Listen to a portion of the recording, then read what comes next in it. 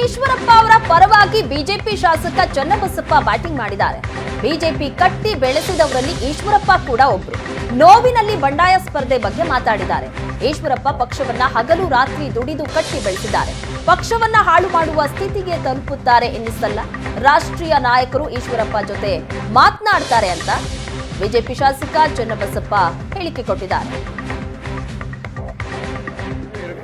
ನನಗೇನೋ ನಂಬಿಕೆ ಇಲ್ಲ. ಯಾಕಂದರೆ ಈಶ್ವರಪ್ಪನವರು ಪಾರ್ಟಿಯನ್ನು ಹಗಲು ರಾತ್ರಿ ಕಟ್ಟಿ ಬೆಳೆಸಿರೋರು. ಪಕ್ಷವನ್ನು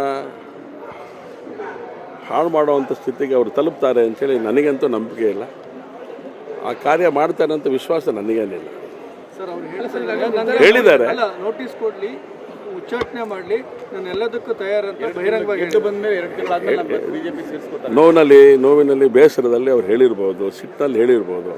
ಆದರೆ ಎಲ್ಲೋ ಒಂದು ಕಡೆ ನಮ್ಮ ಹಿರಿಯರು, ರಾಷ್ಟ್ರೀಯ ನಾಯಕರು ಅವ್ರ ಜೊತೆ ಮಾತುಕತೆ ಮಾಡಿ ಪರಿಹಾರ ಮಾಡಿಕೊಳ್ಳುವಂಥ ಎಲ್ಲ ಈ ರೀತಿಯ ಸಂಗತಿಗಳು ನಡೆಯುತ್ತೆ ಅನ್ನೋಂಥ ವಿಶ್ವಾಸ ನಮಗಿದೆ. ಮತ್ತು ಈಶ್ವರಪ್ಪನವರು ಆ ಥರ ತೀರ್ಮಾನಗಳನ್ನು ಅವ್ರ ಜೀವನದಲ್ಲಿ ತಗೊಳ್ತಾರೆ ಅಂತ ನನಗೆ ನಂಬಿಕೆ ಇಲ್ಲ. ಹೇಳಿರ್ಬೋದು, ಆದರೆ ಯಾವುದೂ ಮುಗಿದಿಲ್ಲಲ್ಲ. ಹೇಳಿರ್ಬೋದು, ಆದರೆ ಯಾವುದೂ ಮುಗಿದಿಲ್ಲ. ಇನ್ನೂ ಅನೇಕ ಸಂಗತಿಗಳು ಇನ್ನೂ ನಡೀತಾ ಇದೆ, ಎಲ್ಲ ಪ್ರಕ್ರಿಯೆಗಳಲ್ಲಿ ಇದೆ.